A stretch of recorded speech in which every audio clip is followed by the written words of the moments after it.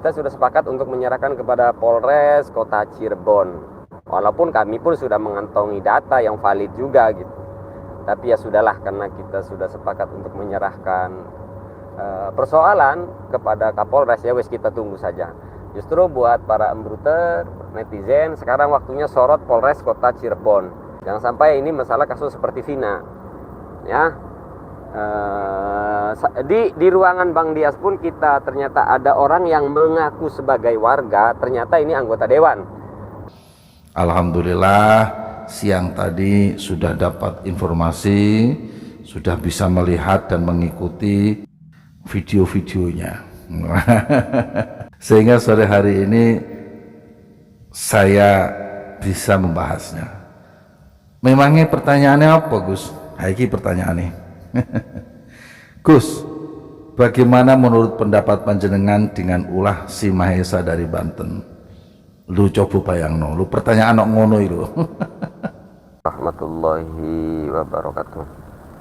Alhamdulillah wassalatu wassalamu ala Rasulillah Sayyidina wa Maulana Muhammad ibn Abdillah wa ala alihi wa sahbihi wa mawala amma ba'du. Tahiyatan thayyibah wa ihtiramatan hasanah saya sampaikan kepada seluruh para alim ulama, wabil khusus para guru-guru. Tahiyatan thayyibah, salam penghormatan saya sampaikan kepada seluruh sahabat pasukan Aswaja, sahabat akal sehat anti habisme. Sedikit ingin meluruskan gorengan-gorengan youtuber para pendukung Gaduh Nasab. Yang ingin saya sampaikan di sini kepada seluruh netizen bahwa kabar yang berimbang hari ini kawan-kawan bisa dapati dari TV One, iNews, Liputan 6. Selain itu pemberitaan di media sosial ya kubu mengkubu sajalah seperti biasa gorengan youtuber, dan saya kira tidak perlu serius juga ditanggapi sebenarnya. Namun yang ingin saya sampaikan dari pihak saya adalah di sini bahwa kemarin itu tidak ada diskusi. Jadi keberangkatan kami dari pihak Pangeran Kuda Putih itu utusan resminya 6 orang. Ada saya, ada Kang Mardanil, ada Waheru, ada Raden Surya, ada Gus Rohim, dan ada Kiai Yahya. Itu yang dipukulin itu Kiai, yang kita sebut Panglima Besar Laskar Kuda Putih itu Kiai, ya. Jadi 6 orang nih utusan resmi. 4 orang di mobil yang saya tunggangi, kemudian 2 orang di mobil hitam yang kebetulan Pangbes ataupun Kiai Yahya ini tumpangi. Jadi ada 6 orang. Bentar, ada suara. Ada 6 orang. Kemudian ada beberapa orang lagi yang ikut juga serta hadir karena lokasinya berdekatan dari keraton. Bahwa kemarin itu kita menyiapkan 2 hal. Jadi yang pertama diskusi ini sebagai beberapa persyaratan disampaikan oleh Raden Umar karena tidak terpenuhi. Plan B inilah yang lalu kemudian kita hantarkan dalam bentuk surat diskusi untuk menguji siapa sultan yang layak sebagai sultan itu. Dan Bang Dias pun tidak menolak perdiskusian itu. Maka karena plan A tidak terpenuhi, tidak terjadi diskusi, akhirnya kita gunakan plan B, yaitu memberikan surat resmi. Kalau kemarin kan undangannya melalui video, jadi kita datang dengan harapan diskusi, dan kami sudah membawa bukti-bukti sebagaimana yang diminta Bang Dias. Lalu kemudian karena tidak terjadi, kita pun balik mengundang Bang Dias di tempat dan di tanggal yang tertera di dalam surat tersebut. Jadi itu acara kemarin itu akhirnya menjadi acara memberikan surat ataupun mengantarkan surat diskusi yang lebih resmi di forum resmi, di tempat yang resmi. Tuan rumah menyambut dengan baik sebagaimana mestinya, dan Bang Dias pun welcome, sama-sama mencari kebenaran Artinya jiwa kesatria beliau sebagai seorang panglima, kalau memang ya Pangeran Kuda Putih ini ya memang sudah memenuhi syarat sebagai seorang sultan, ya beliau pun ya welcome, siap mendorong.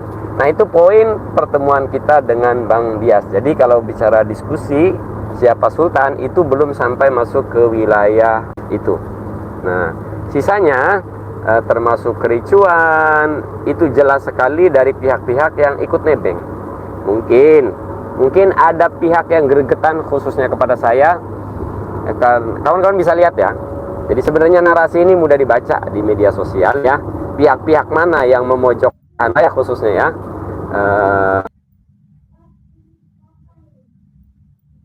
Dibully masyarakat sebagainya. Nah, itu goreng-gorengan YouTuber, kita maklum ya, dan kita tidak bisa satu persatu. Itu bisa kawan-kawan baca lah polanya ya. Dan sebenarnya banyak informasi yang masuk ke kita, tapi belum merana dan belum waktunya kita sampaikan di publik. Mengapa demikian? Karena kita sudah sepakat untuk menyerahkan kepada Polres Kota Cirebon. Walaupun kami pun sudah mengantongi data yang valid juga gitu. Tapi ya sudahlah, karena kita sudah sepakat untuk menyerahkan persoalan kepada Kapolres, ya wes kita tunggu saja. Justru buat para embruter, netizen, sekarang waktunya sorot Polres Kota Cirebon. Jangan sampai ini masalah kasus seperti Vina. Ya, di ruangan Bang Dias pun kita ternyata ada orang yang mengaku sebagai warga, ternyata ini anggota dewan. Saya katakan namanya di sini karena ini sudah orang semua tahu, ternyata ini seorang anggota dewan, Satja, yang waktu itu berbicara dengan saya sebagai rakyat, kata. Dan anehnya meminta saya ketika live itu agar mematikan live. Padahal tuan rumah Bang Dias sudah mengizinkan. Jadi sekali lagi, saya tak masuk tanpa izin, kita masuk izin, kita live pun izin, dan Bang Dias mengizinkan. Artinya selesai. Bang Dias itu ya layaknya seorang panglima gitu. Karena awalnya dari media sosial, Bang Dias pun mempersilahkan kita meliput di dalam rumah tersebut. Namun kemudian sejak kehadirannya Subagja ini justru meminta kita untuk mematikan telepon.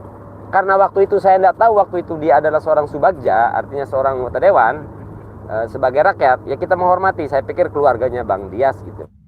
Jadi saya matiin karena kita sama-sama tahu meliput di tempat orang adalah pelanggaran hukum. Akhirnya kita tutup.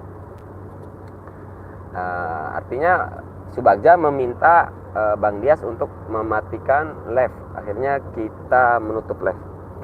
Gitu. Begitu keluar, orang ternyata sudah nungguin saya. Dan ternyata yang sumpah serapah nyumpahin itu ya kelompok-kelompok sebelah ya. Nah, karena kelompok-kelompok ini tidak diketahui, jadi untuk sementara kelompok-kelompok yang buat anarkis ini kita sebut oknum karena belum diketahui. Yang jelas itu bukan Macan Ali. Ali sudah maksimal menerima dan menjaga tamu-tamunya.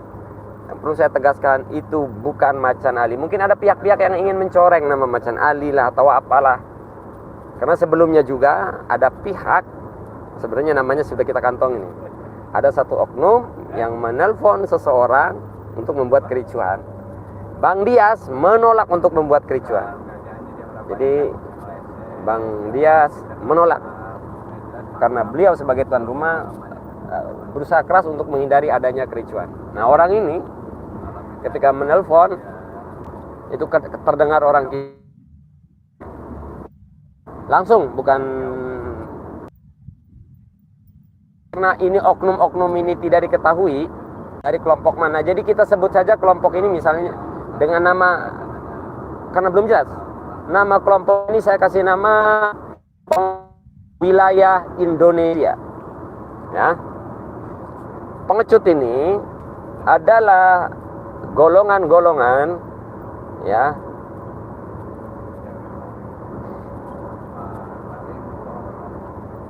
yang selama ini kepanasan ya. Jadi para pengecut ini kalau pakai nama kelompoknya dia, oh katanya pengagum pencinta Syarif Hidayatullah, kok tindakannya kayak preman. Sementara kelompok ini kan menggiring pihak sana juga kan, selalu atas persekusi itu kan mereka selalu menolak. Jadi kalau mereka menunjukkan identitas, mereka ini malu. Jadi akhirnya momentum pertemuan kita dengan Macan Ali, dalam hal ini adalah Bang Dias, seolah-olah ya, jadi mereka, bukan seolah-olah, mereka manfaatkan, menyusup, pura-pura menjadi warga, padahal mereka kelompok-kelompok ingin menghendaki kegaduhan. Alhasil di lapangan kita tetap kontrol, dan bahkan waktu itu di area Pangbes kita kena pukul, saya sampaikan, tenang, saya tahu ini bukan orang Macan Ali gitu. Ada intel kan yang ngamanin saya, itu ada polisi-polisi yang mengawal saya. Tenang kan, jangan salah paham, saya bilang. Maksudnya saya takkan salah paham, ini bukan orang Laskar Macan Ali, karena waktu itu jelas sekali ya Panglima Dias, Macan Ali mundur. Kalau Macan Ali pasti mundur, itu udah Panglima begitu. Kemudian juga kita mencium bau alkohol di tempat tersebut. Ada kita dengar ibu-ibu warung, "Woi, bayar dulu gitu. Jadi kita dengar langsung itu ya, "Oh, bayar dulu, belum bayar ini." Jadi ini oknum-oknum ini sudah ditanganin oleh aparat kepolisian. Netizen khususnya para pendukung pencari kebenaran sekarang fokuskan kepada Polres Cirebon. Ya mendukung Polres Kota Cirebon agar bertindak secepatnya. Kenapa? Karena tertangkap kamera wajahnya. Jadi saya kira pihak kepolisian tidak sulit lah, ya, tak sulit lah, karena wajahnya sudah terekam ya.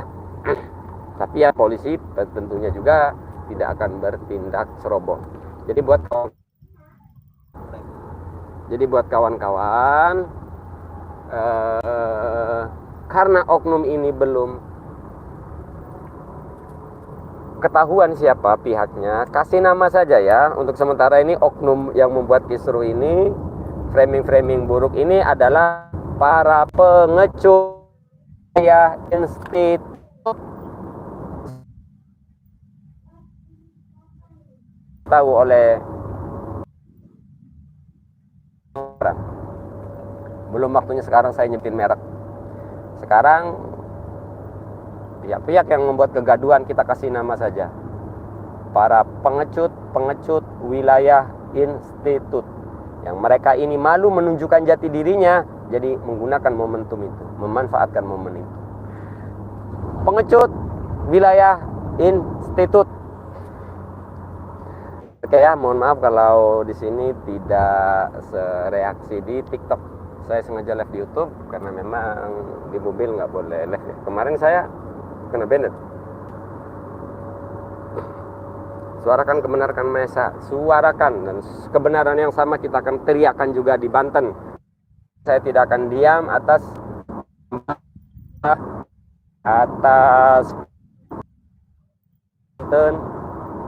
dimintai puluhan juta untuk kerja di pabrik oleh londo-londo ireng. Jelas saya akan selalu banyak musuh, dan itu saya siap. Kemudian satu hal lagi tentang kemarin ada kasus pencabulan dari oknum di Banten ini ya, dari oknum praman sambangi korban, dan kita akan dorong. Saya nggak habis pikir dengan kau Mahesa, katanya mantan Muhyiddin, kenapa kau jadi pengkhianat? Sorry netizen, saya nggak perlu nanggapi satu-satu ya. Tiap malam saya live selalu welcome. Nah, ini pengalian perhatian ya. Jadi sepakat ya kawan-kawan ya, silakan buat gimmick, kasih nama para oknum ini adalah pengecut wilayah institut, gerak semua ya, silakan jawab itu framing. Saya malas ngejawab satu-satunya ya. Pengecut wilayah institut yang nebeng di permasalahan orang, padahal mereka ini juga atas sebenarnya sepakat tentang ya. Jadi para oknum ini apa namanya, sepakat ya, paham ya, pengecut wilayah Indonesia. Jadi kalau mereka pakai logo simbol mereka, nama mereka kan malu. Masa pecinta wali anarkis sama aja kayak oknum Muhyiddin kan gitu loh. Intinya di situ sebenarnya ya. Oke, saya hari dipanggil guru Guru saya memanggil saya, ini jaraknya 300 km. Ya inilah bakti murid. Dan saya lagi pengen bertempur di media sosial ini, tapi panggil guru ini hari ini. Ini dalam rangka menemuin guru. Nah, siapa kiai yang saya temui, guru yang saya temui, nanti malam ada nanti videonya. TikTok paling lah, saya udah mal. Mohon izin pamit dulu kawan-kawan yang dirahmati Allah Subhanahu wa taala. Mohon doanya untuk Pangeran Kuda Putih, sosok yang kami sebut itu sultan, tapi hak mereka ya. Untuk sementara ini beberapa orang yang menolak, monggo, sebagaimana kita juga menolak status kesultanan dari pihak mereka, itu saling menghormati ya. Dan insya Allah ini akan segera terang, karena kemarin itu kita menghantarkan surat untuk mengajak diskusi di forum resmi dan melibatkan negara. Walau pada akhirnya tetap ke pengadilan nanti ya. Tapi ini semua rangkaian ini adalah rangkaian proses untuk menginformasikan ke publik juga. Jadi terima kasih semuanya untuk pihak-pihak yang sudah mendoakan dan sudah mendukung. Dan tidak ketinggalan pula terima kasih saya sampaikan kepada Bang Dias dan seluruh jajarannya, Macan Ali. Mungkin saya kira Bang Dias juga sepakatlah untuk mencari provokator ini siapa, biar yang sekarang kan masih oknum, belum jelas namanya, jadi kita namain dulu nih oknum nih, pengecut wilayah Indonesia. Nah, dari pengecut wilayah institut maksudnya, pengecut wilayah institut ini agar jelas siapa sebenarnya gitu. Adanallahu wa iyyakum ajma'in wal afukum.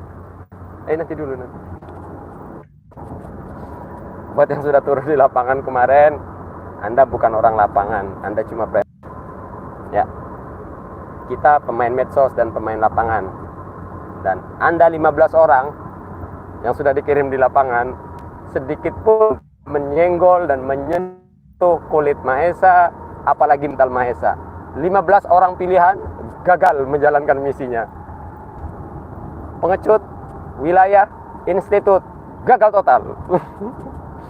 Hadanallahu wa iyyakum ajma'in wal 'afwu minkum. Wassalamualaikum warahmatullahi wabarakatuh.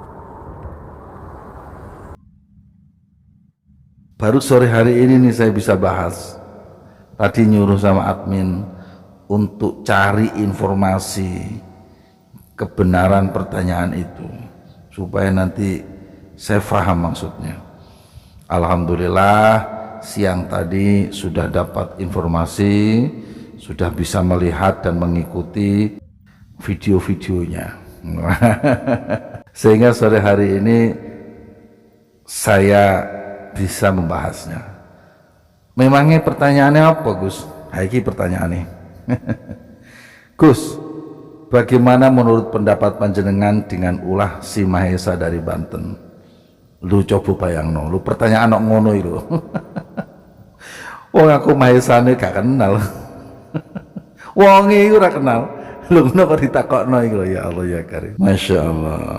Ya, tapi alhamdulillah tadi sudah diinformasikan semuanya. Lah sekarang ini justru saya mau nanya kepada penanya. Sing sampean maksud iku apa? Mas Mahesa iku pekerjaannya apa? Keahliannya apa?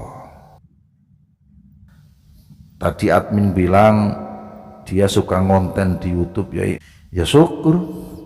Alhamdulillah, mudah-mudahan dapat rezeki yang berkah dan halalan thayyiban. Lah terus permasalahan itu aku kon respon apa nih? Lah wong orang kayak ini ngonten kok direspon itu. Ngonten itu lah mencari saya. Ya wis barno. Nggih. Cuman saudaraku yang budiman, saya berpesan kepada siapapun, tidak hanya berpesan kepada Mas Mahesa. Hati-hati kalian yang senang ngonten itu. Mulut kalian itu adalah harimau kalian. Jaga akhlak dan pelihara sopan santun. Jangan sok-sokan, sok pinter, sok suci, sok bersih, sok bisa ya sok jago terus sok tahu apa sok tahu sotoe Masya Allah. Sampean boleh tidak suka terhadap orang lain, atau mungkin sampean sok merasa hebat dari yang lain, tapi tolong tetap sampean pergunakan ilmu, kedepankan tabayun, berpikir secara objektif dan cerdas. Jangan hanya karena pengen kesohor, pengen dianggap pinter, pengen viral, pengen banyak penonton, lalu sampean nekat. Hati-hati saudaraku yang budiman, terpelesetnya lidah itu lebih menyakitkan ketimbang tergelincirnya kaki. Bisa difahami je? Moga-moga sampean mendengarkan pesan saya ini. Nah, berikutnya pertanyaan yang kedua. Lah, nek pertanyaan yang kedua ini sudah tahu sejak awal. Kiai, telah beredar buku tentang keabsahan nasab Pak Alawi. Apa pendapat panjenengan? Ini ono gambar emojinya orang ketawa ini. Pendapatku ya syukur, bagus, nggih. Alhamdulillah, dan kita semua sudah pada baca isinya. Ya karena ini kan sudah ada PDF-nya, di-share di grup di mana-mana. Ya tinggal diuji aja lah. Diuji aja kebenarannya dengan dihadapkan pada kajian nasabnya Kiai Imaduddin. Tapi nyun sewu sebelumnya nggih. Sebelum saya menjawab lebih lanjut, saya mau nanya kepada sampean yang bertanya ini. Sampean sudah dengar belum isu yang juga lagi viral saat ini tentang akun Fufu Fafa? Pernah dengar belum? Pernah nggih? Apa hubungannya Kiai? Ono hubungannya, sik ta. Dengerin ya. Nah, saudaraku yang budiman, saya berharap cara menyelesaikan masalah nasab ini sama dengan cara menyelesaikan masalah Fufu Fafa. Gimana itu Kiai? Siapa yang merasa dirugikan? Sopo sing merasa difitnah? Sopo sing merasa dicemarkan nama baiknya? Lapor polisi. Jangan hanya bermain di narasi, framing, atau justru playing victim, berlagak seperti menjadi korban. Laiku rentan terhadap kedustaan. Maka yang sangat saya berikan apresiasi adalah ambil langkah positif dan efektif.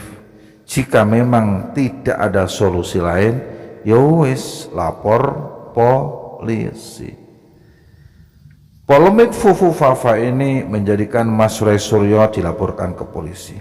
Sebab ada yang merasa dirinya korban fitnah, dicemarkan nama baiknya. Nah itu bagus, biar nanti hukum yang berbicara. Terus ada lagi nih isu masalah apa? Perzinahan dengan istri orang lain yang diduga melibatkan siapa? Rifki Al-Idrus. Dia merasa dicemarkan nama baiknya. Dia merasa difitnah. Lapor ke polisi, lapor ke Bares Krim. Lah itu bagus. Biar nanti hukum yang berbicara.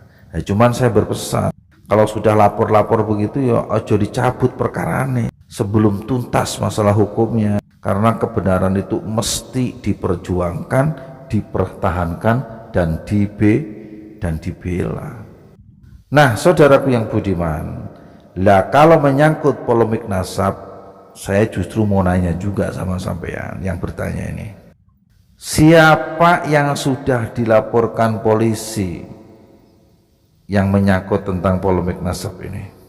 Sopo? Ayo, lapor polisi dong. Jangan hanya agitasi, jangan hanya gertakan saja. Monggo laporkan Kiai Maduddin CS ke kantor polisi. Kan banyak yang dituduhkan kepadanya, katanya tukang fitnah, katanya menebar kebencian, apa neh, katanya adu domba, jare provokasi, pencemaran nama baik, dan lain-lain dan lain-lain. Delik aduan pidananya banyak ini. Wes lapor polisi. Jangan buat masyarakat awam ini jadi bingung. Katanya benar, tapi kenapa kok nggak lapor ke polisi? Apalagi sekarang kan sudah punya buku, yaitu Keabsahan Nasab Ba'alawi, yang konon katanya isinya sahih, yang konon katanya isinya tentang bantahan terhadap tuduhan-tuduhan Kiai Mat, yang konon isinya tentang membongkar penyimpangan pembatalnya. Lah berarti kan ono penyimpangan Kiai Mat, ono kesalahan, ya wis laporkan polisi saja, monggo, biar buku tentang keabsahan nasab Ba'alawi itu memiliki nilai yang tinggi. Sepakat tidak ini? Nah, saudaraku yang budiman, kita semua ini sama-sama mengetahui kalau kebenaran itu bukan hanya retorika. Kebenaran itu lain wungkul wacana, lain wungkul persepsi orang per orang yang mengesampingkan nilai objektif lain. Bukan. Kebenaran itu bukan hanya digembar-gemborkan di media, itu mah namanya opini. Kebenaran itu mesti berkesesuaian antara pikiran dan kenyataan. Sifatnya objektif, sumbernya dari Allah Subhanahu wa ta'ala. Nah, yang salah satu sumber tersebut berupa ilmu. Itu saja barangkali jawaban dari kami, semoga bermanfaat.